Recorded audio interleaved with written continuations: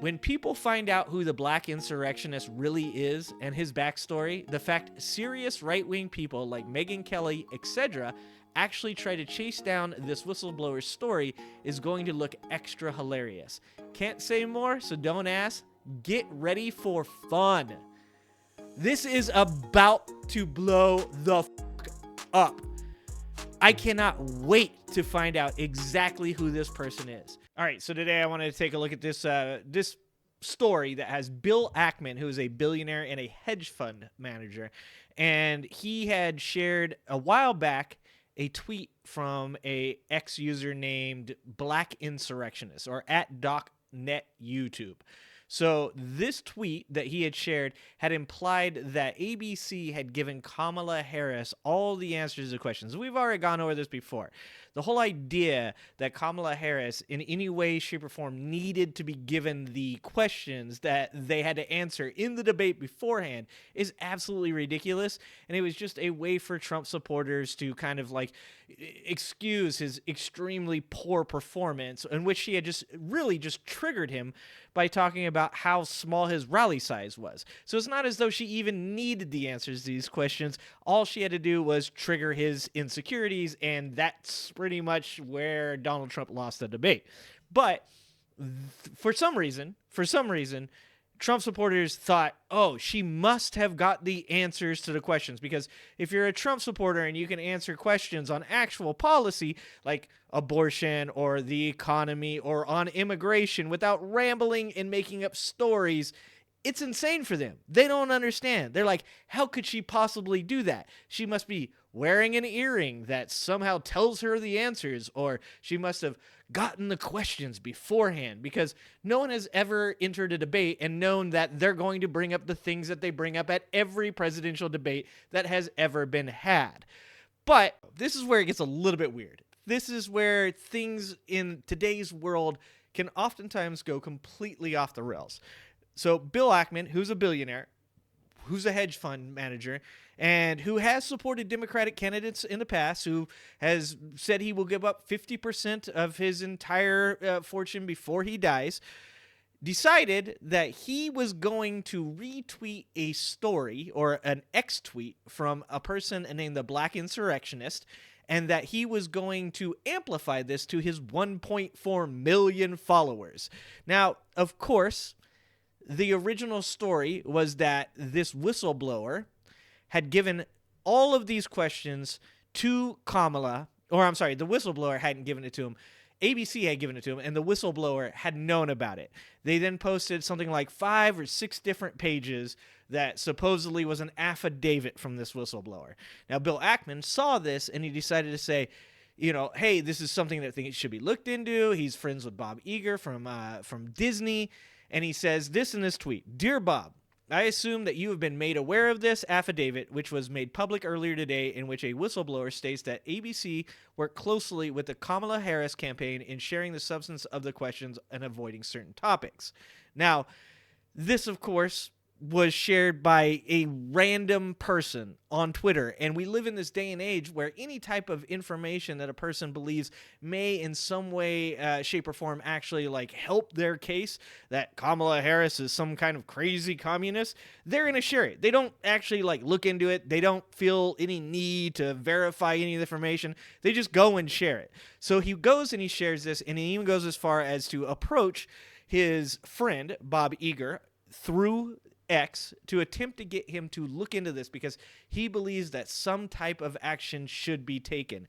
Now, of course, the crazy thing about this is no one's verified it at that point. Nobody has found this whistleblower.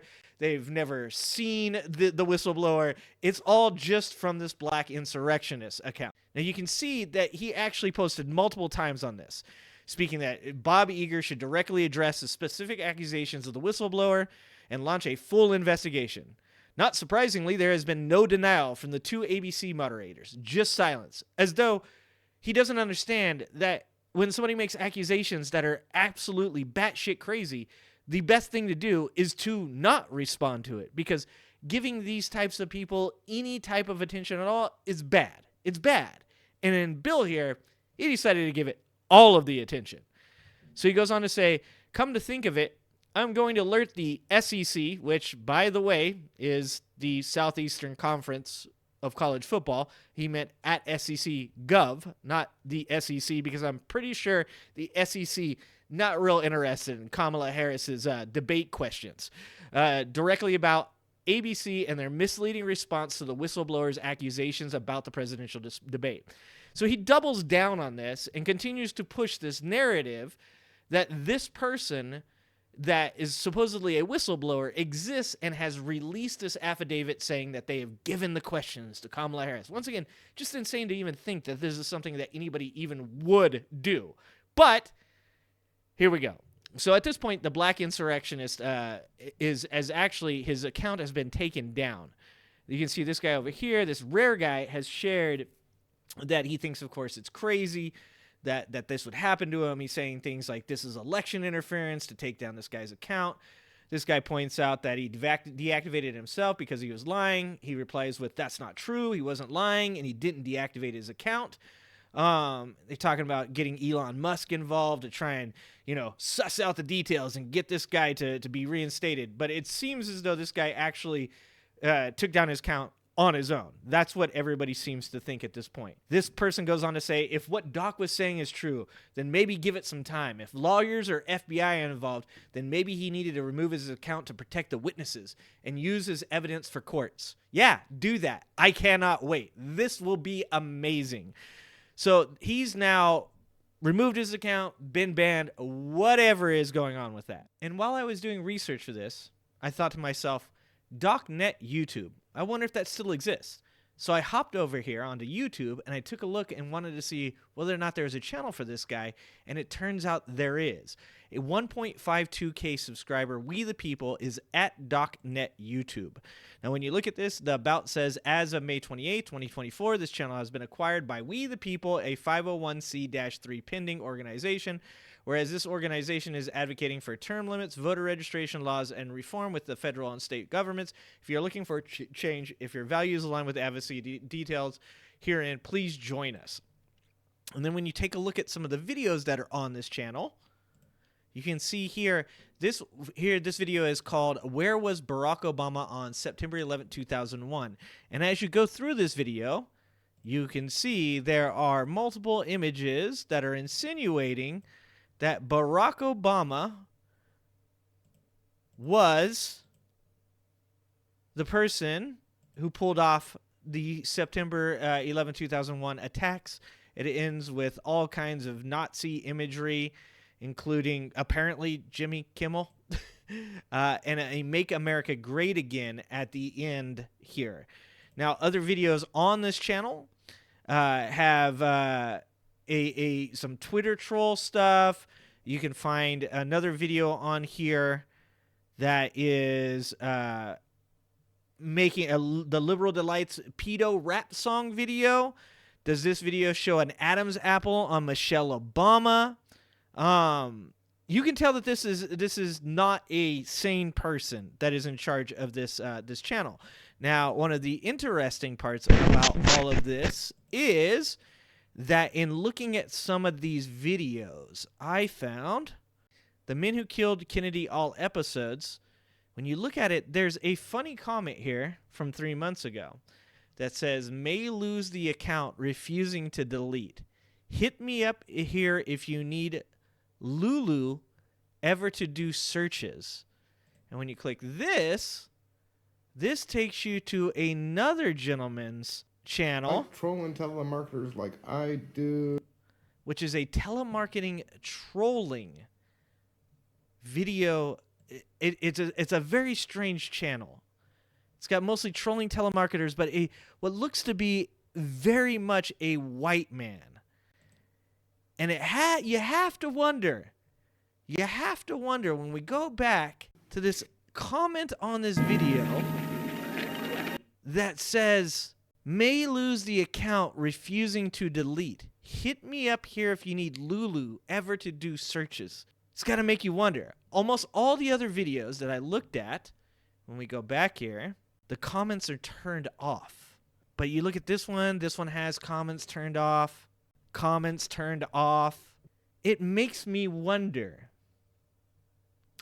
Are these the same people? Very interesting stuff. Anyways, while I was doing this, I came across this. I also came across one other thing that we'll get to a little bit later in the video about some of the stuff that has been shared about Tim Walz as well. It turns out that Bill Ackman, just a couple days ago, has decided to walk back his claims. You don't say! Billionaire Bill Ackman admits debate conspiracy he pushed is fake. Ackman spent days after the ABC presidential debate promoting false claims that a network whistleblower had allegedly uncovered collusion between ABC and Kamala Harris's campaign. Now, a month and multiple denials later, he sees the claims differently. He posted, "It seems pretty clear that the alleged ABC whistleblower debate story claiming that Kamala Harris was given questions in advance and other advantages was a fake." This was posted on an X alongside a blog post by Megyn Kelly discussing the dubious claims.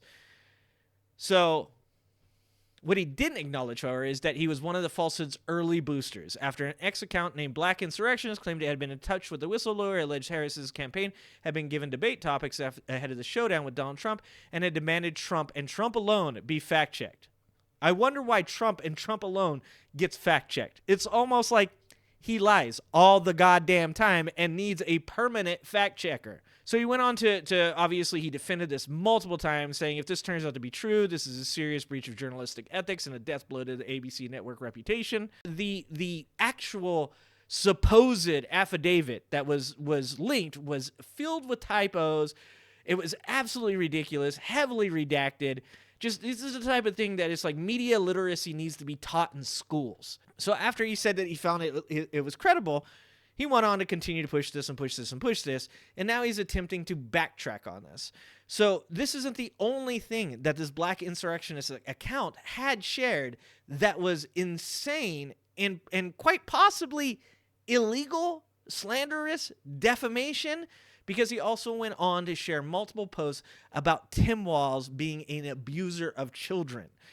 This guy here, Film Lad, went on to document multiple people that had agreed with the post about Tim Walz that the Black Insurrectionist account had shared, saying all kinds of things, including making inferences that Tim Walz and P. Diddy had something in common. They went on to say things like, you know, they're simping for Kamala Harris and Timbo touchy-feely. People on here that are saying like that they were traumatized as children and they know how it goes, that this is crazy that Tim Walz did this. Just insane stuff. Lots of stuff saying that like he had abused his son. Insane stuff. And there's one more thing that I wanted to point out, that there is a much bigger content creator on YouTube that is currently using these Tim Walz allegations to make shorts, to potentially spread more disinformation upon the subject. His name is Kareem Jovian. You might actually know who he is because he has 2.33 million subscribers. And it's really strange to look at this guy's channel. When you look at this guy's channel, he's got Diddy videos, he's got Diddy party videos, he's got all of this stuff. And for a person with 2.33 million subscribers, he's only got 12K views from one day. He's got 1.2K views from 3 days. He's got 835 views from 4 days ago. Very weird that this guy only has 2K from a week ago. He's got, I mean, how did he use the baby oil on his victims, finally revealed by lawyer, has 42Ks views from 10 days ago. Apparently a real popular one.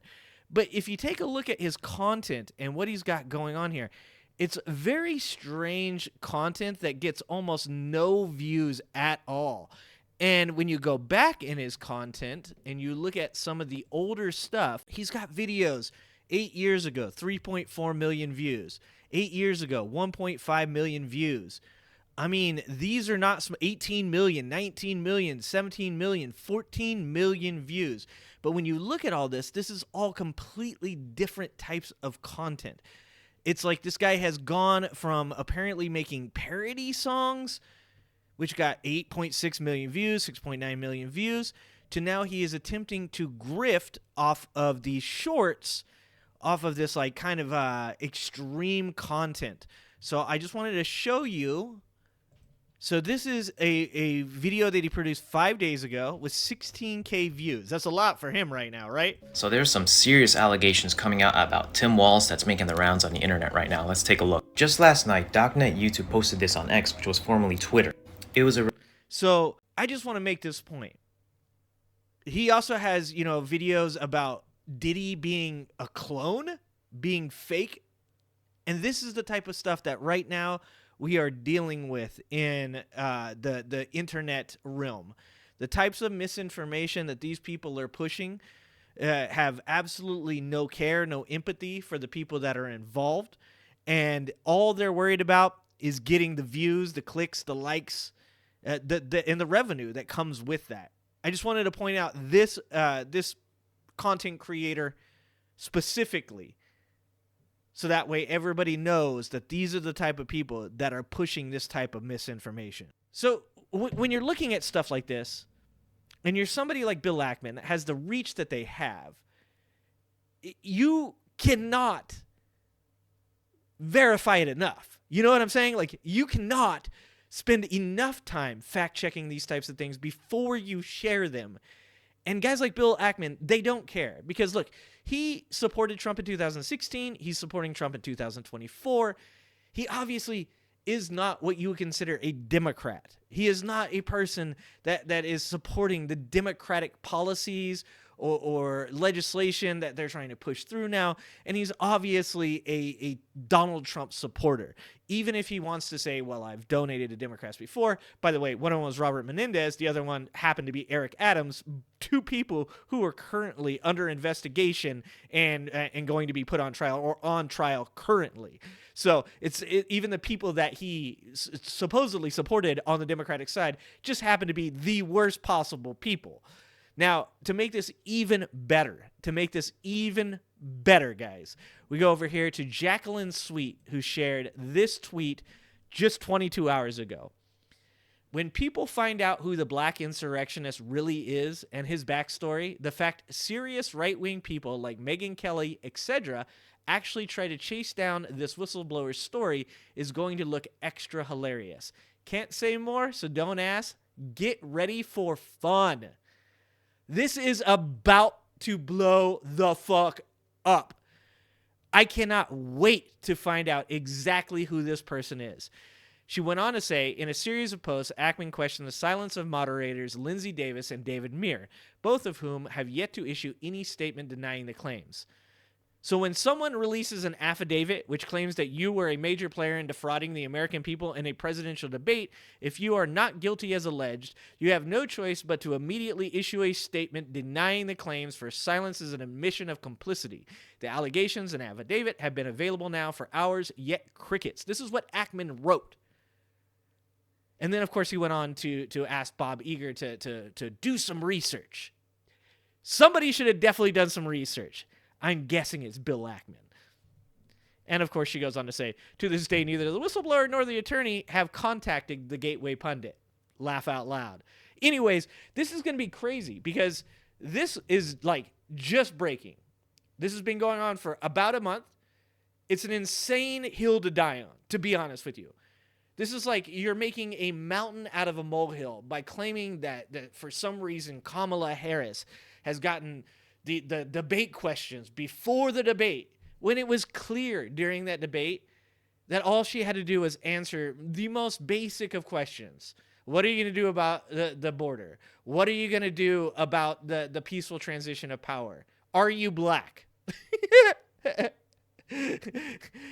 Donald Trump lost that debate because Donald Trump is a toddler with the patience of a fucking 6-year-old. It's not because Kamala Harris somehow got debate questions that always get asked in every debate before anybody else did. If Donald Trump had spent a little more time going over what possibly could be asked rather than sitting on an airplane talking to Laura Loomer about whether or not Haitians are eating people's pets, Donald Trump would have been doing a lot better of a job. But he didn't, because Donald Trump's a moron, and so are the people that support him. All right, guys, you tell me what you think about this. Do you think Bill Ackman was just duped and shared misinformation? He's an idiot too. Or do you think that he's like trying to spread misinformation because he knows that the majority of people on X don't care. They have short attention spans. They'll believe whatever you show them, and they love anything that says black insurrectionist because that's their black friend, guys. All right, guys, tell me in the comments. I don't know. I can't wait to find out who this guy was. All right, see you next time.